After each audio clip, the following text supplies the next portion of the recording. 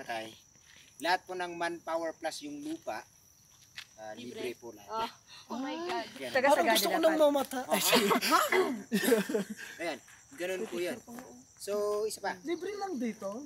Yes, sir. Kahit dapat Yung manpower at saka yung lupa. Pero yung mga ipagkakape, ganun, yung mga kakain, mga ganun, ayun, yan, hindi libre. Okay? So, at my back, dito po lahat nilalagay yung mga pinutukan ng 21 guns or what they call the heroes. And if you know the SAF 44, the story of the SAF 44, okay, isa po Dito na. din? ay, ito. Tignan Pulis mo, na to. niloloko mo siya. Ito Sa yung pulis na to. 44 siya, pag binaril ka niya, akala mo. Okay. Patay ka din. Okay. Okay. So, ayun.